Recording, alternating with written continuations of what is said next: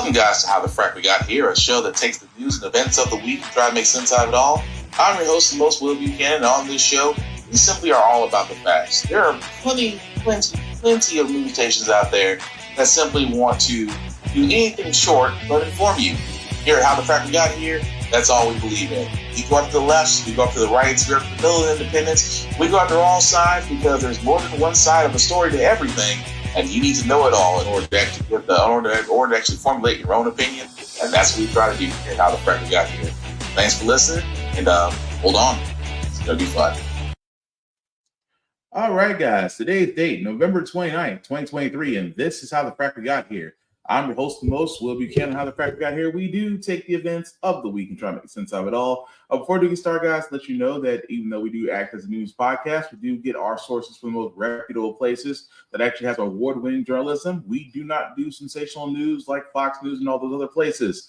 Aside from that, we do try to watch our language, but hey, words do fly. At the same time, there'll be things that might be shown that might be too intense for younger viewers, so viewer discretion is advised. Aside from that, welcome. So, how do we start this? We start this simply put by saying this almost was good news. Almost. It's only takes about 20 seconds. Derek Chauvin, the former Minneapolis police officer convicted of killing George Floyd, is expected to survive after he was stabbed on Friday in prison. That's according to the Minnesota Attorney General's office. Chauvin is currently serving out a 20-year sentence in Tucson, Arizona, for George Floyd's murder. Chauvin's attorney tells the Associated Press that no one in his family has been able to get an update from prison officials on how. I think we can all say collectively, damn, I don't feel bad about that. Oh, it's like, well, Chauvin's family couldn't get a stats of him in prison after he's been stabbed. Look, we could sit here and talk about George Floyd. We could sit here and talk about the fact he was murdered in front of our eyes. We can sit there and talk about the fact that it took this long for an officer to be put in jail, Derek Chauvin being one of them. We can sit there and talk about the fact that we saw this coming because, again, he was going to be put in protective custody once he did go to jail. And it seems like one person may have gotten him. Too bad they didn't finish the job. But I don't feel bad about it because, again, he's getting exactly what he deserves. And of course, on How the Frack We Got Here, we don't encourage violence, but we understand. That's all I'm saying. But other news that's coming out, guys, again, with the ruling behind Jayland Walker. Again, this is a trigger warning. If you haven't heard this news, well, let's just say be prepared to hear the same old thing, just a different face. Tonight, Akron Police Chief Steve Milet cleared the 8 Akron police officers who shot and killed Jayland Walker. Everybody is shot. Come with me. In a 3-page summary of the internal investigation, Milet says, quote, "In my opinion, the use of deadly force was in compliance with the policies of the City of Akron Police Department," end quote. The report comes a year and a half after Walker was shot more than 40 times by police. Meanwhile, the Walker family attorney released a statement to 3 News saying in part, quote, "While not unexpected, it is exactly this position that makes it critical for us to continue the lawsuit on behalf of Jayland Walker's family," end quote. That $45 million lawsuit against the city comes as Milet cleared other actions taken by officers that night, including officers who joined the car chase of Walker who were not ordered to by a supervisor, and an officer who used an extended magazine on his department-issued gun. Milet responded to that saying, quote, "I find that the officer did not intentionally violate any policy or procedure when he added an extension to his department-issued magazine," end quote. The Akron Fraternal Order of Police said, quote, "Though tragic, our officers were within the law and agency policy," end quote, and that the union agrees with the outcome. So what's crazy is, and again, for all those who don't know, that with Jayland Walker, it started off as a car chase. They, at this point, said that a shot was fired from Mr. Walker's car, went out on foot, and during the foot chase, he was shot 46 times. And yet, you can't seem to put together that maybe, just maybe, there might have been overuse of force. Officers that were joining the pursuit that were not ordered to, and then you have an officer that used an extended clip on his department-issued gun. And the chief of police saw nothing wrong with it. all I can sit there and say is wow. I said because people excuse it. Well, there was a shot fired from the car. He was running. Here's the thing. First and foremost, if you are running with a loaded firearm, you are not about to turn around and give the police a reason to shoot you. At the same time, you're running from the police. As it's been said many times, when you're running away from law enforcement, you're not really deemed a threat. Unless you have a firearm in your hands or on your person, you are not a threat. You're just a fleeing suspect. And I'm saying this, and I say this all the time. It is amazing, completely amazing, how officers have all these non-lethal items at their disposal, and they choose the lethal option. They always choose lethal. And again, this goes back to police training. What I mean by that is they are trained to shoot to kill. They are not trained to stop. Well, at least not stop while the person's breathing, depending on your skin tone. At the same time, they're not there to try to negotiate or de-escalate the situation. They are simply there to stop the threat. However, I just find it odd that a chief of police was completely okay. I mean, additional backup, that can be argued. But why does one of your officers have an extended magazine for the department issue sidearm? That's the question I got. Because if I'm the chief of police, I'm asking the same question. Why in the world did you need an extended mag for this situation? What army or what troop were you facing that you said, oh, I might need the extra bullets? Where? But again, the Fraternal Order of Police and the chief of police seem to be in agreement. And I cannot stress this enough. Because I'll say it all the time on how the Frack got here. We are definitely at the police because the police have quantum immunity. The police are given multiple days to give a statement. They are given the benefit of the doubt. They are given the most protection whenever it comes to the office in court of law. And of course, the Fraternal Order of Police, those other police unions, will never sit there and say a police officer did anything wrong. They will never. It amazes me that those unions out there exist. But the funny part was they never defended Derek Chauvin, which I find crazy. They were silent church mice. They didn't say anything, but they didn't condemn him either. In the same sense, like all these other officers that have killed black men, the Fraternal Order of Police and those police unions out there don't say spit. But we also shouldn't be surprised that same union out there didn't defend the Capitol Police officers January 6th, where Trump had incited a mob, and that mob became terrorists. And again, those Capitol Police officers that were sworn to protect the building, that some got trampled on, hurt badly, things of that nature.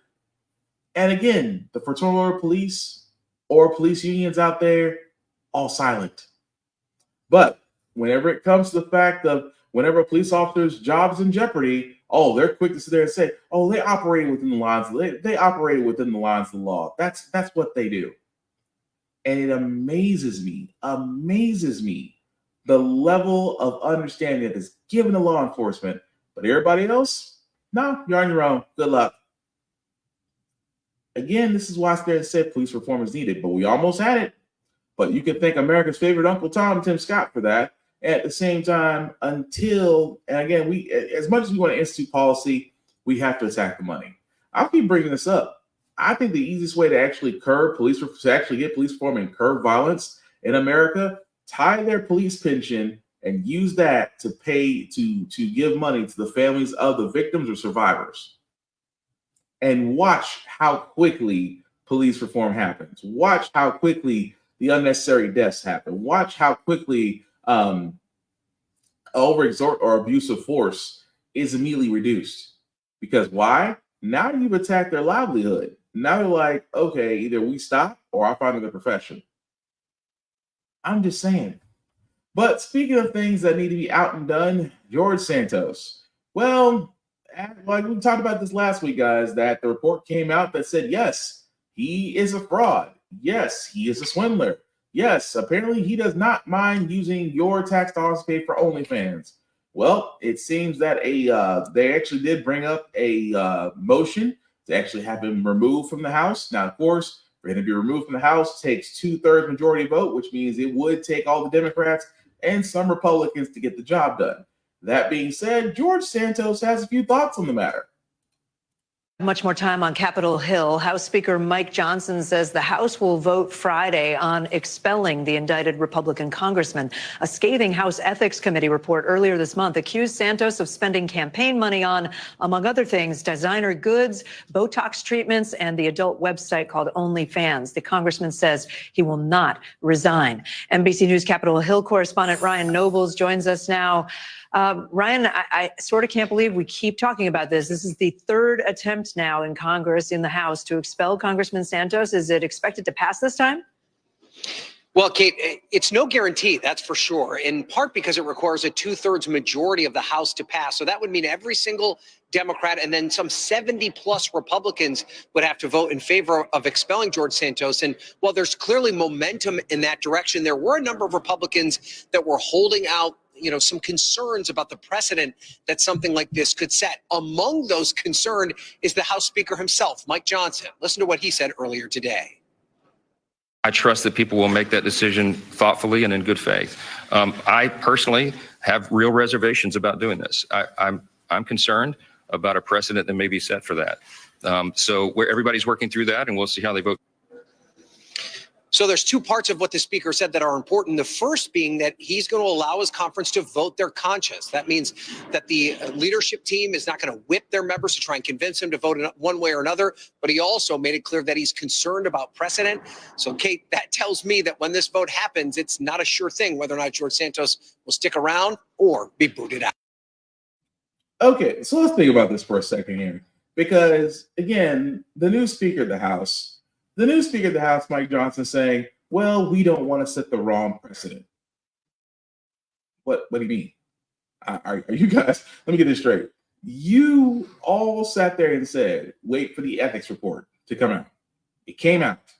They found out that he lied about everything, that he swindled individuals, that he spent money on things to live a lavish lifestyle and had zero F's to give about it.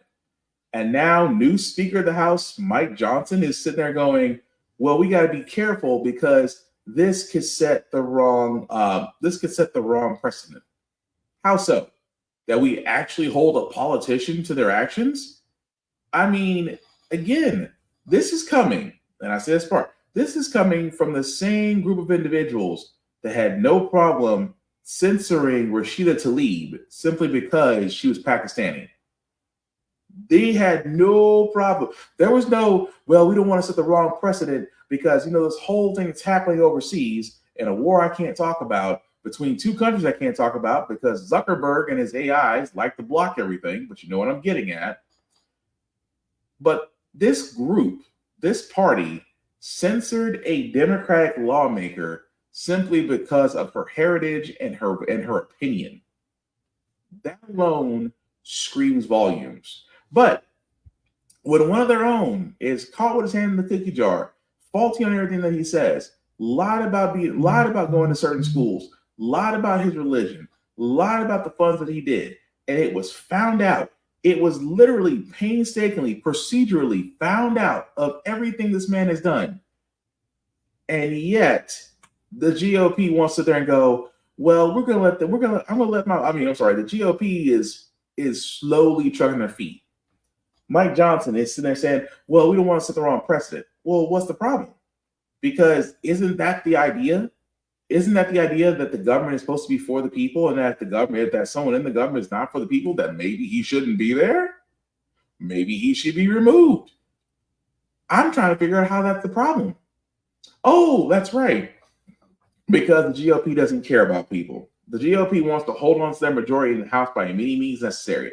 By them giving up a seat, that means they get ever so closer to giving up the fact that they may lose. And keep in mind, they still hold a majority in the House, even if George Santos is removed. And that's a mighty big if. If he is removed, if he is voted to be removed by Friday, yes, there'll be a special election. There'll be a special election for his seat. And yes, it could still be filled by a Democratic or Republican. But in the event that it is filled by a Democratic representative, the Republicans still hold majority of the House, even though they may have lost a single vote. But if the fact that the GOP doesn't want to do it, screams volumes to me. It screams volumes about the GOP and the fact that this is all a power grab. That's all it is, power. They want to hold their power as best as they can because they know right now with the next presidential race coming up very soon and the fact that you still have Dorito out there in the wind and he's still leading and the fact that at this point, every other presidential candidate is going for number 2. I mean, every other presidential candidate still standing between Nikki Haley, dictator Ron DeSantis, and Vivek Ramaswamy. I mean, right now that group of 12 became a group of 3, with Senator Tim Scott and Mike's creepy and America's creepiest Christian Mike Pence dropping out. So right now it becomes the battle for second. And let's not forget, right after the presidency, there's the midterms. So the House and the Senate will be up for grabs again. But the GOP can't afford to lose a vote, even if it means keeping a crooked person like George Santos.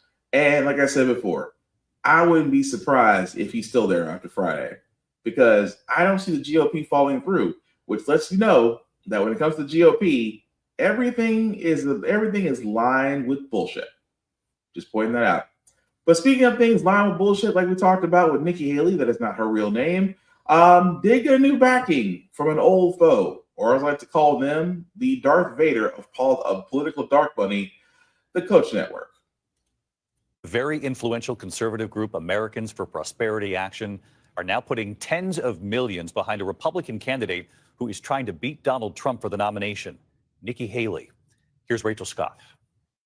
Tonight, a Republican powerhouse, the political organization founded by the billionaire Koch brothers, throwing its support behind former South Carolina Governor Nikki Haley as the strongest GOP alternative to Donald Trump. It's our time to turn the page and choose a new leader who will unite our party, our nation.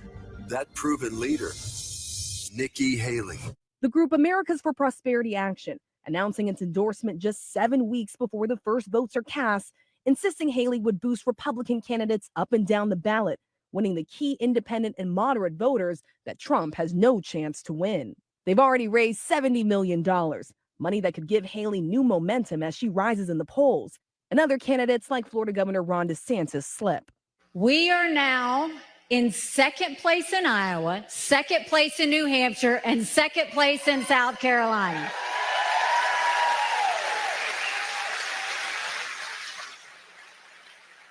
We just have one more fellow we got to catch up to. That fellow, of course, is Trump, who leads his Republican rivals by more than 40 points in national polls and dismisses Haley's chances. She's going nowhere because she doesn't have what it takes. But the former president himself is facing 91 criminal charges and will likely be on trial in March when the primary is in full swing. And David, we should note the Koch network did not endorse a candidate in 2016. They did not endorse a candidate in 2020. But this time they say they're willing to go all in on the candidate they believe has the best chance of beating Donald Trump, David. And that's crazy if you think about it, because, again, you probably heard about the Koch brothers because the Koch brothers were the ones that were, again, quote unquote, did not endorse, although their political PACs did back Romney. Their political PACs backed several Tea Party members when the Tea Party was a thing. During Obama's second run. Those two, she's completely right. But again, it's Nikki Haley. I have to keep pointing this out. Nikki Haley, that is not her real name, which it really isn't. She changed her name to sound more American. She doesn't stand on anything. I mean, her performances in the GOP presidential debates were crappy and were given. She's spouting all the same conservative talking points. She talks about as a woman, oh yeah, well abortion is a big thing. She talks about border control. She used to be an ambassador for the United States and was terrible at her job at that. But at the same time, she believes she can take on Trump. And I feel like a broken record whenever I say this. I do feel like a broken record is the way I can say this. She's going to sit there and say that she can take on Trump. I point this out for the GOP all the time. The GOP is basically for old white men, corporations, and rich people. Those are the three dynamic groups out there that will have nothing bad to say about the GOP because they benefit from them. The GOP, number one, will never see a black man take the nomination for their party. Tim Scott should have figured that out from Jump Street. The second thing I'm going to say, the GOP will never see a woman as their top political pick. That's why Nikki Haley, in my opinion, won't make it. So who's your next option? Vivek Rashevsky? He barely can't keep the truth straight.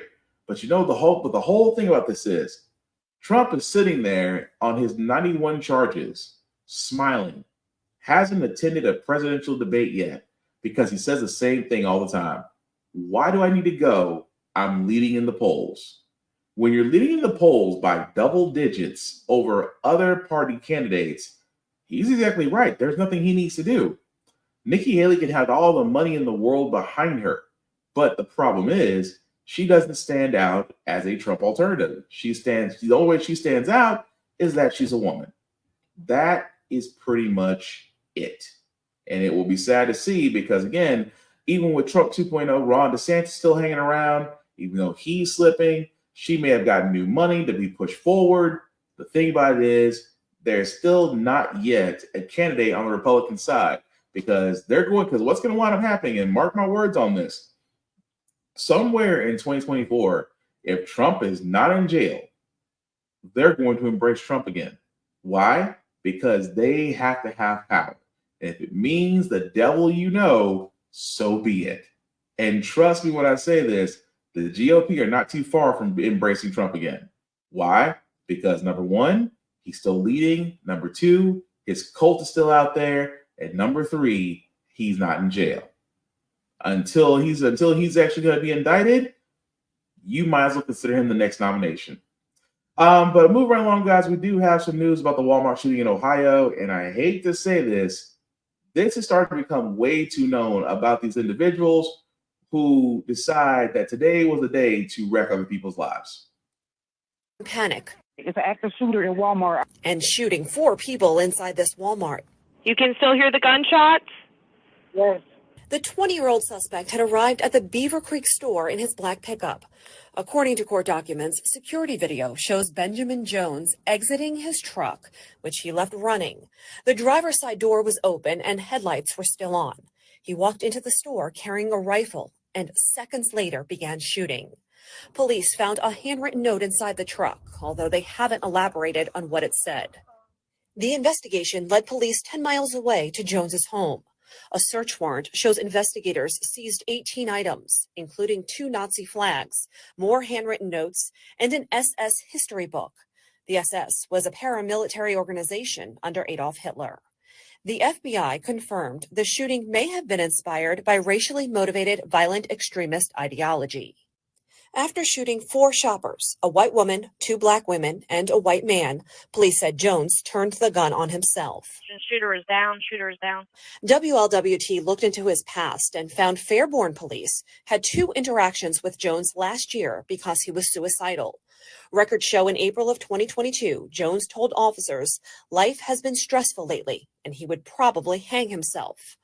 A month later, Jones told police he felt overwhelmed by everything and the thought of becoming an adult, and he thought about using a gun to shoot himself in the head. Both times, Jones was transported to Soin Medical Center for a mental health evaluation. Just 2 days before the Walmart shooting, investigators say Jones purchased a high-point .45 caliber carbine from a Dayton area store. Investigators say they're looking to see if any of Jones's answers on the ATF form were inaccurate. One of the questions he would have had to answer, have you ever been adjudicated as a mental defective, or have you ever been committed to a mental institution? And the FBI says it is continuing to look into the shooter's background, online activity, and motive. The FBI is asking anyone with information about Jones to call the FBI directly. So I got to point this out because I think you guys are pointing this out too. How in the world was this individual allowed to purchase a gun? Okay, because again, yes, it's tragic that folks were injured at this mass shooting. But again, it goes back to what I said. These individuals, disturbed individuals, are still able to get access to firearms. Now, I know there's going to be a lot of those people, you homosexuals, you Second Amendment defenders. Let me go ahead and stress this because I have to keep saying this every time. Every time I mention gun control, you guys come out the woodwork with your flags and your keyboard warriors and your patriotic shirts.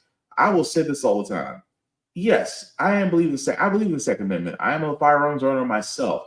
That being said, nobody's coming for your guns. Nobody. That is a BS paranoia lie that was told to you by the NRA and was repeated by the GOP ever since the black man became president. Obama's coming for your guns. No, he's not. Nobody's coming for your guns. Nobody cares about that pea shooter AR-15 that you bought from Bass Pro Shops when the government has access to much better quality than what you have. I have to say that all the time, guys, so I apologize for that little tangent, but I have to say that all the time when it comes to that kind of thing, because whenever we talk about gun control, they come out the woodwork. The thing about it is, this individual that we're talking about that was that shot at the Walmart in Ohio had suicidal tendencies, checked into a mental hospital, at the same time told law enforcement officers that he is a danger to himself. Yet he was able to go into a gun store, fill out an application, and for some odd reason, was still able to purchase a AR style rifle. Even though the whole idea was in the questionnaire, have you been in a mental hospital? And I'm thinking to myself, if he's been in a mental hospital, there's a record of this. That record would have to be submitted to the ATF. That's where most of your background checks go to. Most background checks go to the ATF. As long as you don't have anything pressing, usually you're good to go. But this is what we're talking about when it comes to certain regulations about cases of domestic violence, about cases of you being in a mental institution, about cases where you're showing suicidal tendencies. To me, those are 3 red flags. You should not be able to own a firearm, regardless. If one of those 3 things are on your record somewhere and they are found, you should be denied a firearm because you can't be trusted. Now, what's going to wind up happening is that, again, with gun control, it's going to have to come back up again. That if I was the ATF or if I was a lawmaker, I would push forward with gun reform. That, again, these are not criminals. I mean, they are criminals. Let me say this more. They're terrorists. They are criminals, yes, but they're not getting these guns illegally anymore. They're getting these guns legally, which a lot of people still want to sit there and say, well, laws aren't going to stop criminals. It's not the criminals that are causing the mass shootings right now. They're only criminals after the fact they created the action. But beforehand, they were just an individual that, for most terms and purposes, was able to get a gun with no issue. And in this case, I still ask this question, why was he able to get a gun with no issue? A bigger thing is, that's why I'll be asking your lawmakers at this point. Because if guys like him can still get firearms, mass shootings will continue until change is done. And I can go on a whole nother rant about what changes can be done with firearms, but as I've been told, my firearms restrictions and new policies are a little restrictive. Well, yeah, if you pass them, you'll be fine. But speaking of things that'll be fine, guys, another strike has concluded. And again, there seems to be a common theme with these strikes. This one being a teachers union. To a tentative deal back here to end Portland's first ever teacher strike that led to 11 days of canceled classes. Stephanie Ramos joins us with more. Good morning, Stephanie. Juju, good morning.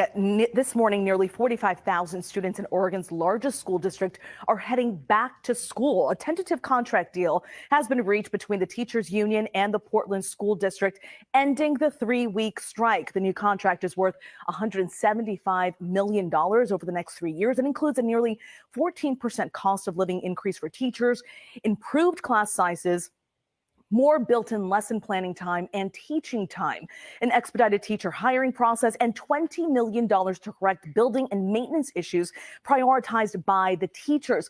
Portland is just one of the districts where teachers went on strike this year, but one of the largest in recent years, with thousands more in California threatening to walk off the job.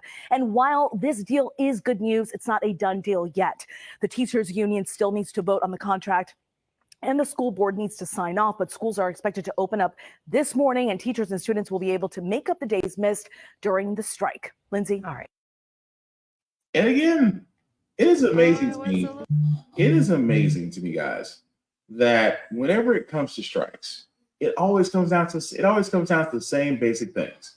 It always comes down to more money, better working conditions, but mostly money. People want people. It's like people do want to work, despite what people think. People do want to work. People want to work with no issue. People want to have sustainable wages. People don't want to have to try to make ends meet, work multiple jobs, and do all this as everything goes up but your paycheck. I have been saying this, and this is why strikes are effective. And this is why I keep saying, if you have a union in your area, you should join it. And if there's not a union there, decide to get with others and create one. We're seeing that in Amazon. Amazon, the biggest e-retailer on the planet, may have a union problem because unions are starting to pop up despite Amazon doing union busting and still paying fines for illegal union busting. But I'm proud of those teachers in Portland because you know what? They're getting what they need and then some. Which again, had the school district did that from the jump street, there would be no need for strikes. So again, how Frack we got here, we are all pro-union. Why? Because it's really stupid to negotiate with companies and corporations on your own. But if you do it in numbers, you cannot be ignored. But speaking of things that can't be ignored, guys, AI, unfortunately, because with ChatGPT coming out, Amazon is launching their own AI service called Q.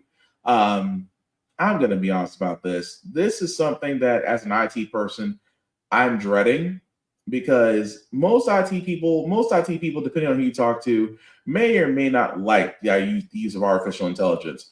Is it used in a lot of areas already? Of course. I can tell you right now, it's used by the bots at Facebook because if you say certain trigger words, your stream will immediately stop. Trust me, found it out last week. But at the same time, guys, there is a danger around AI because AI can do a lot of things. It can, as we've seen, create accept or rejection letters. It can write dissertations if you give enough information. It can do a lot of things. And I'm not saying that AI won't make our lives easier or more helpful. In some ways it can. But again, AI is an intelligence that can learn.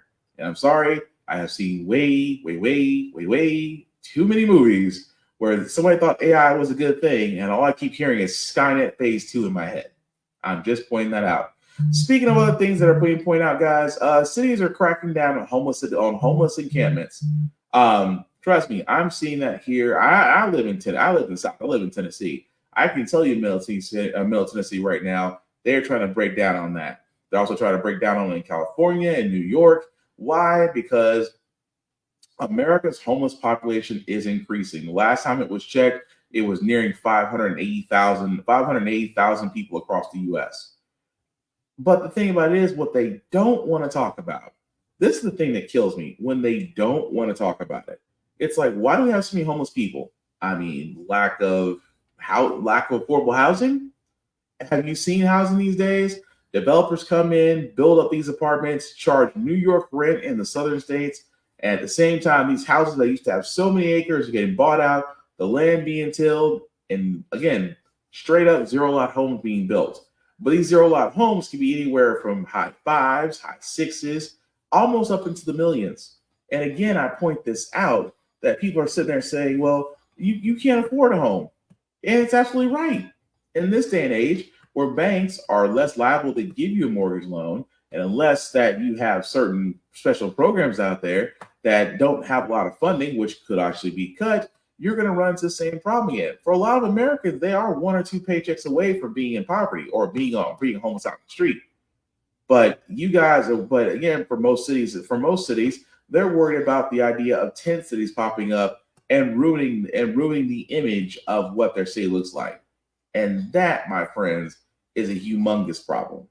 But again, we'll follow those stories as it goes along because it's only as these properties and the way our economy is going, it's only going to get worse until we decide to address it. But also in Iowa, the the LGBTQ plus. I apologize to my allies, but that's a long ass group name. They are actually doing what they can to keep library books on their shelves. They are actually suing they're actually suing Iowa because, again, Iowa's one of those other cities and other states that were trying to, as they say, prevent children from reading pornography and explicit items or things of that nature. However, the funny part was that the books that they did remove were all from people of color and LGBTQ plus allies and themselves and individuals. And that's what's so crazy. They'll sit there and say, "Oh, so you can't read something that was created by an LGBTQ plus person, but you'll keep the Bible in libraries." Make that make sense. But I'm glad that they're suing because they should. Because here's the thing about reading. Reading is fundamental. The more a child reads, the better they do in grades, social skills, things of that nature. I am all for reading. So kids, read the banned books. I cannot stress that enough. Because you got groups out here like Moms for Liberty and other groups out here who are doing their hardest to make sure that the books that you have out there, you yourself won't be able to read, or you yourself are scared of reading. Like, for the longest time, people are like, even in my day and age, of course I'm 40 years old, if that tells you anything, but people during my age were afraid of reading books like To Kill a Mockingbird. The book's racist. Yes, that's the entire point of the book. Or Fahrenheit 451, where people report where books are being burned because of knowledge. Well, that's stupid, and yet that's a bestseller. Of Mice and Men, The Grapes of Wrath, The Great Gatsby. But you're worried about books like Twilight. Let them have the sparkly vampires. They're not hurting anybody. Oh, well, what about 50 Shades of Grey? I can't imagine a high school kid reading that type of literature that seems geared more toward older adults. But you have no problem with Chicken Soup for the Teenage Soul. You have no problem with religious texts, which I think is crazy. But I always sit there and say it like this: if the Bible itself can be in a library, so a book for Satanists should be there. And watch their heads explode. Ooh, better one. If you could put the Bible in a public library, you should also be able to put the Quran there. You should also be able to put the Book of Mormon there. You should also be able to put Buddha's teachings there. Watch the religious heads explode, because it's all about indoctrination. It's not about the fact these books are different. It's the fact that they don't want these kids to think. That's what it comes down to. They don't want these kids to think. They don't want these kids. They just want them to be rubber stampers. Yes, drones, really. And that's the thing about that I want to institute, that I hope our educators are able to do even in these tough times, to help create and develop critically thinking individuals, because we need that more right now in America. And I cannot stress that enough. But hey, we're going to keep up with the story, because like I said, the whole fight for banned books is real. And trust me, if you do not fight for it, we will have a Fahrenheit 451 situation, or the Book of Eli, depending on which way you go by.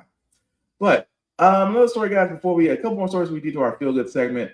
Again, President Biden is moving forward trying to do a ban on menthols, which again, of course, for a lot of people, especially those of the people of color variety, you've probably seen one or two ads like this that are showing right there, because menthols, like cigarettes, can be dangerous, hazardous to your health. And I came straight, and everything else that truth.com tells you. We've all been down that route. But I find it interesting that because they're trying to ban this from the tobacco industry, something told me to go looking. Because I remember as a kid, you saw images like this. You saw images like this. You saw images like this. You saw images like this. You saw images like this. Where again, it's always menthols. But the thing that I want to point out the most is that menthols were always pointed out to be toward a certain demographic.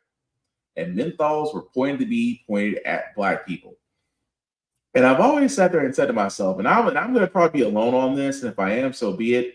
But the damage that was done by the tobacco industry to Black people for causing so many things, and yet the advertisements, I'm just like, I am looking at the advertisements that I'm pointing out here, guys. And I just gotta point out one thing.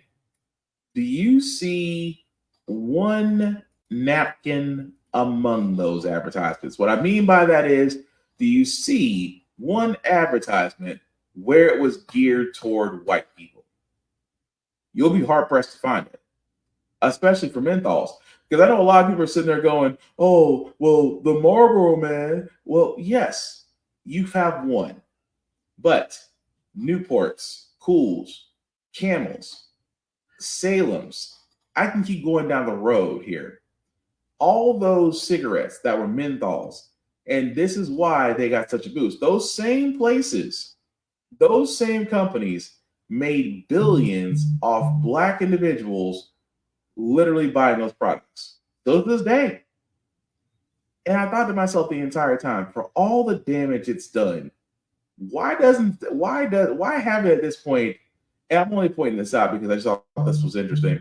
Why haven't at this point a lawsuit has been put forward with the tobacco company on behalf of black people for all the damage it's done? Now, granted, it hasn't done the amount of damage that slavery has done, but at the same time, it's like, how are they not being held accountable? Well, the Surgeon General's warning was on the side. Okay, yes. At the same time, look at your advertisements. You knew which group you were targeting. You knew which group of people you were targeting. You knew if you got certain celebrities or drawings or made smoking look like it was cool, it was no problem selling it.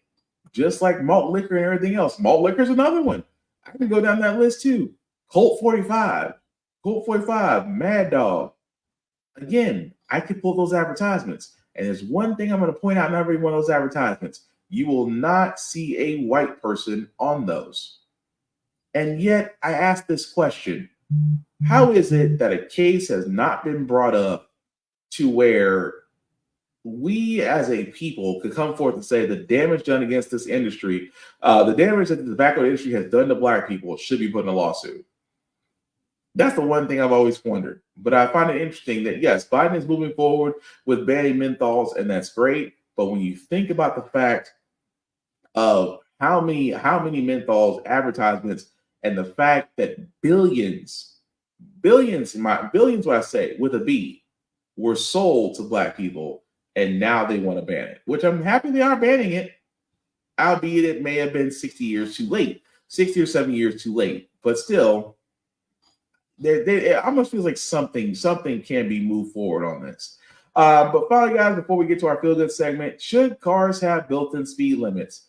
Now, again, if you're like me and you're in a high residential area or just a popular area like Nashville, we've all known drivers. There have been wrecks on a daily basis. I know for the simple fact of the matter that insurance companies love the South simply put because the southern states have a higher percentage of wrecks and fatalities. And I hate to break it to you guys, but the higher the percentage of wrecks and fatalities in your area, the more insurance companies love it because they can jack up the rates for that area and everybody pays more, which a lot of people don't know. So again, which kind of brings up the fact that the National Transportation Safety Board, or NTSB, is recommending that all vehicles come equipped with technology to make speeding difficult or impossible. Now, I know for a lot of you guys are wondering, well, isn't that just basically the governor chips? Yes, but not all cars have it. Not all cars are installed with governing chips, which means that what I mean by that is, if you don't know what a governing chip is, it basically reduces how fast a car can go. So, for example, if your odometer says, let's just use this for an example, if your car has a governing chip and your odometer says 120, 140, if it comes straight from the factory, there's no chance on God's green earth that unless that governor chip has been modified or has been wiped from the car's ECM, there is no way that car will ever get that high speed. None, no way. But I see the logic. But when they say that more items need to be done, because keep in mind, we are moving forward to more computers being in cars than anything else. And with Tesla and and other companies experimenting with self-driving vehicles, it's not too far off that they actually might start using AI technology in order to make sure that people are speeding or slowing down or just trying to prevent wrecks anyway. Now, again, that is a small thing and nothing's really been decided about that as they're trying to push forward a report on that. But the point I'm making, guys, is just that, is it really a good idea to have Skynet driving your car? We've already seen the number of times a Tesla has wrecked or hit somebody when it was self-driving. Do you really want to trust it over a human being and its judgment on how to control a car? That is all I'm saying. It never sits right with me. That's all I'm saying. But we're gonna go and move on to our feel good segment, guys, because usually how the Frack we got here, we usually do look at a lot of things, sometimes with doom and gloom.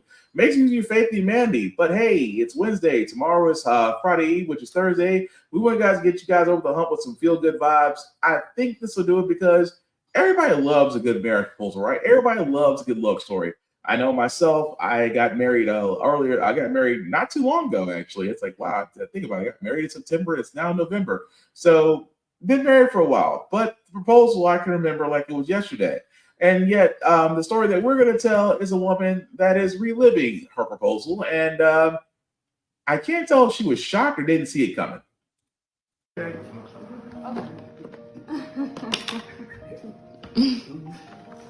What's why you laughing? What you laughing? Did you really say this? Huh? Did you really say this? What did it say? What did it say? Wow. That's what you married me to.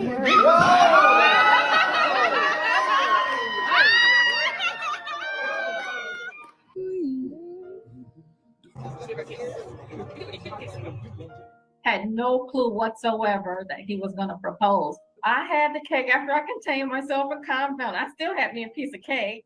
I knew that my mom was getting proposed to. We flew out to Atlanta, but she thought that it was just going to be a Christmas party. And I just thought that it was so beautiful. It was organic. It was real. We were all super excited. When I met her, it was just something that I felt that she was a very special individual. And that's what drawn me to her. I thought that it was amazing to see my mom find love at this stage in her life. It had been 20 years, she had been married before and, she never talked about getting married again. I can actually say I was not nervous that day. I thought I was going to be, but I was not. I was so excited to come down that aisle and see Paul standing there at that altar. I mean, I wanted to cry, but I didn't because I didn't want to mess up my makeup. It was like everything went fast forward. The morning came and all of a sudden we were saying I do to each other. I was just totally engaged and excited about the entire experience. Just seeing him there, I just know that I was about to marry my friend, my partner, and just have that lifetime love with that someone that I actually found. I'm a late bloomer. I always said to myself, if I got to a certain age, I would never get married. And what you may say or think in your mind is something totally different than what the good Lord has in store for you. I never second guessed myself. I knew that she was the right person for me. It's never too late. Like I said, for myself, for someone who thought they would never get married again, especially at this age, it's just about always finding that right person.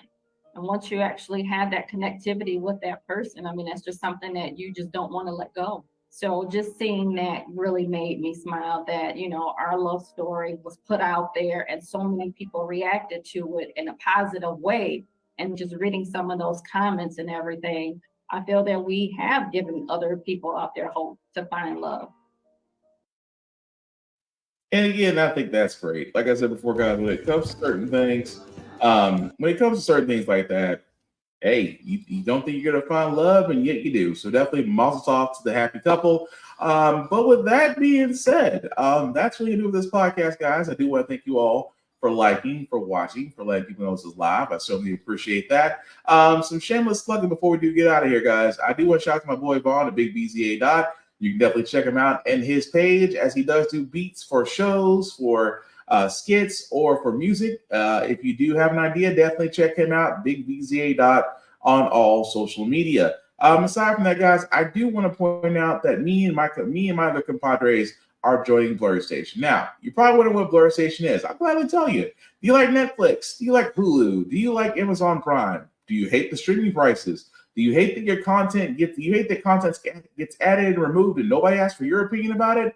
Well, Blur Station is basically the next Netflix. What I mean by that is it is basically the next area of entertainment for people of color and for those of the Blur variety. If you haven't checked it out, definitely go to blurstation.com. Again, guys, there's so much there. There is shows like issue number 1. There are shows like Undead Horizon. We are covering cosplay. And as you can see there, guys, it's everything that's showing there. Now, you're probably wondering what you need to do. Well, it's very simple. If you do want to join, just simply click the join now. And if you'll just do me a favor, if you go to the Blurred's Eye View Affinity membership, as you can see, there's $10.99. Once you're there, guys, you'll do me a favor. Just select Black Spartan there at the influence partner. I would certainly appreciate it because it definitely helps me out. And you're probably wondering about the Affinity membership, what that basically means. Well, so again, it's $10.99 a month, which again, that price is for it is right now, $10.99 a month. You can still get this service and still have money to eat afterwards. That's always a plus. But for 36 months at $10.99 a month, you will have the option of actually owning a piece of Blur Station. That's right. You yourself could own. You ever want to own a piece of Netflix, Amazon, Hulu, Prime, things of that nature? Well, without having to go through Fidelity or E-Trade and pay a crap load for a share. Well, this is the alternative. So after 36 months at $10.99 a month, you too can actually have the ability to own a piece of Blur Station. And again, this is the move because we are trying to do a lot more than your usual television, your movies, your animation, things of that nature. We wanted to expand, but we cannot do it without you. So definitely check out blurstation.com. You get a chance, guys. Check out the Affinity membership. And of course, select me there, Black Spartan. I would certainly appreciate that. As for myself, guys, like I said, BlackBox447, you usually find me on all the socials. I do reviews on mostly everything. The link at the bottom, if I can just make that just a little bit bigger for you guys to see. If you copy and paste that link in your browser, it'll take you to our link tree. That's YouTube and Facebook groups for all the podcasts. How the Frack got here, get bit, of course, off my podcast. Like, share, subscribe. Simply put, please, and I love this. Don't get me wrong, guys. I love the fact that everybody's looking at this. I've had people on the streets there telling me they see my shows. I certainly appreciate that. But I beg, I implore, just simply don't like, share, tell people about it. Word of mouth is how we beat this algorithm across these socials. And again, word of mouth is the greatest advertisement that we do have at our arsenal. So please like, share, subscribe, tell people about it. It helps me out because I would love to continue doing this, but I cannot do this without the support of people like you. I sound like a PBS commercial, but it's true. I cannot do this without you guys. And also, guys, with that being said, I do got to point this out as well. The presidential election is coming up. Please, please, please get informed. Please do not take everything at face value. Know what these candidates are. And again, get to know the votes because they are trying their hardest to make sure they take voting away from you. They are trying each and every way possible. But again, get informed, get registered, save yourself the hassle, especially if you can early vote when it becomes possible, because the presidential election is coming up next year. Midterms will follow directly after that. Also, about the thing that I cannot talk about in a country I cannot mention, between two country names I cannot mention because Facebook was bugging, do your research. I'm not saying pick a side, but do your research. Understand that not everything is at face value. Don't listen to the hashtags. Go out there and find the research. As much as we have Google and search engines in front of us, there is no reason why we should not be informed. Because when we're informed, we are powerful, we're engaged, we are critically thinking, and that's what we need to be as a society. So, the last thing I say about How the Frack got here, guys, is all about being informed. We are not trying to reinvent the wheel. We are simply giving you all the information to allow you to make up your own mind. But we do provide a logical perspective that goes along with it. We do better as society once we're informed. We're progressive. We move forward. We try to change. We try to right the wrongs of the past by making decisions now that we should have done back then. Like electing our first black woman to the Supreme Court, electing our first black woman to the Federal Board of Governors, electing our first black woman to be the first National Cybersecurity Director. All great things. When we don't learn from history, that's when we are doomed to repeat it. That's when we keep asking ourselves, why does everything go up on our paycheck? Why are we electing different politicians to Congress, but still the same old game? Most importantly, how the Frack got here. Thank you all for watching, guys. Take care of yourselves and each other, and we'll get through this. Peace.